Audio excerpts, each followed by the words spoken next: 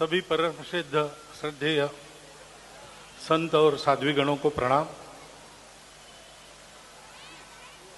आचार्य विद्यासागर जी महाराज का स्मरण हम यहाँ पर कर रहे हैं।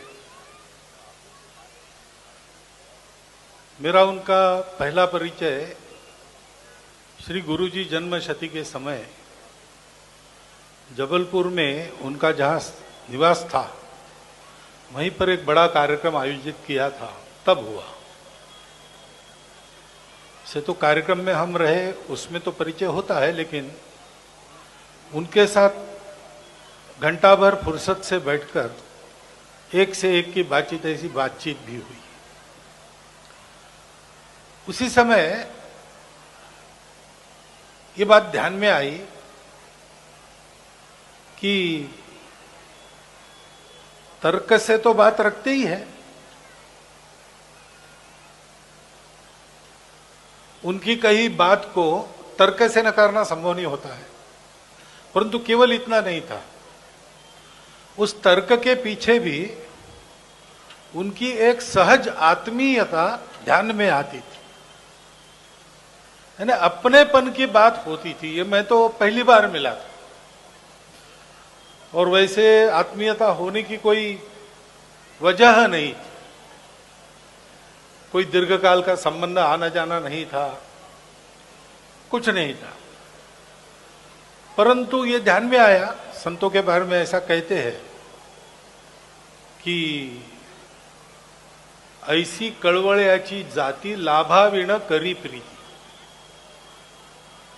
ऐसे संतों में एक स्वाभाविक गुण होता है, सबको अपना मानते हैं, और उनकी क्योंकि पूर्ण वैराग्य है, किसी से कुछ चाहते नहीं, तो सहज आत्मीयता, उसके कारण ऐसा लगा कि उनको मिलेंगे। और मैं भी मिलता रहा। हमारे संघ के जो सीनियर अधिकारी है, सूरी जी सोनी हो, भैया जी जोशी हो, हम लोग समय समय पर मिलते थे। चौमासे में वो कहाँ है पता लगाकर मैं जाता था, क्योंकि हमारे लिए ये एक व्यक्तिगत पोषण की बात थी, उनके साथ बात होना। कोई निमित्त नहीं, जाके मिलना, बैठना, और वो किसी विषय की चर्चा छेड़ते थे। उसमें से कई बातें हमने क्या करना चाहिए, किस दिशा में सोचना करना चाहिए, अनायास ही मिल जाती है। कई बार ऐसा भी होता था कि मन में कोई जिज्ञासा लेके जाते, प्रश्न लेके जाते हैं, और बिना उनको बताए सहज ही उधर से उत्तर मिल जाता है, सटीक। ऐसा कभी हुआ नहीं कि उन्होंने कोई रास्ता बताया हो, उस पर चल के हमको विफलता मिली। कोई भी जटिल विषय हो, उनके सलाह के अनुसार चले तो हम हमेशा यशस्वी हुए।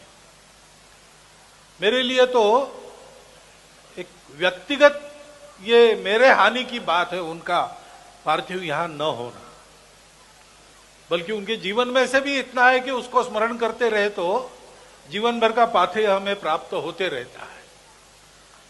परंतु वो जो सान्निध्य मिलता था, बात होती थी, कल्पनाएं मिलती थी, परामर्श मिलता था, लेकिन और कुछ बात थी जो उनके यहां बैठे आधा घंटा तो आगे साल भर के लिए मन बड़ा स्थिर रहता था।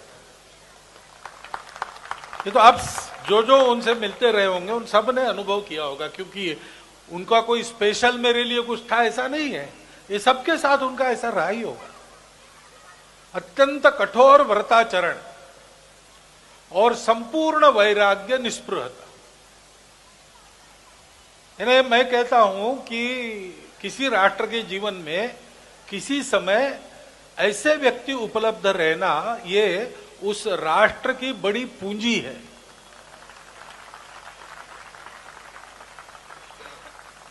तो हमारे राष्ट्र की वो एक निधि थे, और कई बातें उन्होंने आगे के लिए भी बता रखी है।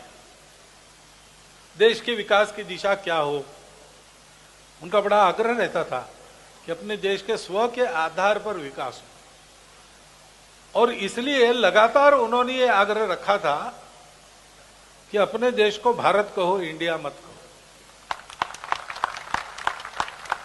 और जब राष्ट्रपति जी ने भारत के राष्ट्रपति के नाम निमंत्रण भेजे और उसके पीछे शासन भी खड़ा हो गया, उस समय उसके बाद मैं डोंगरगढ़ अभी भी विजयादशमी के पहले जाकर, वो बड़े प्रसन्न थे और उन्हें कहा कि अपने नाम में स्व से शुरू करो तो उसी के आधार पर उन्नति होती है। उन्होंने कहा कि अपने ग्रामीण इलाकों में कई उत्तम प्रकार के कारीगर हैं, परंपरा से चलने वाले, उनके कारीगरी के आधार पर देश का उत्पादन बढ़ाए। Production by masses, mass production, ये मैं उनके शब्द नहीं बता रहा हूं, जो मैंने समझा। उनके उत्पादन को बढ़ा दो तो रोजगार भी बढ़ेगा, उत्पादन भी बढ़ेगा। और कई ऐसी बातें, शुद्ध भारतीय परंपरा का विचार और आज की परिस्थिति में बिल्कुल काल सुसंगत एक प्रकार का राष्ट्र का दर्शन, ऐसा भी हमको मिलता था। और कुछ ना मिले तो भी वहां बैठे तो भी हम समर्थ हो जाते, ऐसा हमको लगता था।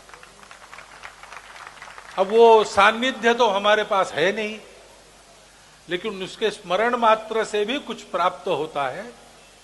और जो उपदेश उनका रहा है, व्यक्तिगत अपनी साधना के लिए हो, व्यक्तिगत अपने जीवन के आचरण के लिए हो, या राष्ट्र जीवन की दिशा कैसे हो इसके बारे में हो, वो सभी बातें मुझे लगता है आज 100% सुनने लायक, मनन करने लायक, उन पर आगे बढ़ने लायक है। और ऐसे विद्यासागर जी महाराज, हमारे राष्ट्र ऋषि, उनके बारे में मेरा श्रद्धावनत होकर मैं उनको और मेरी श्रद्धांजलि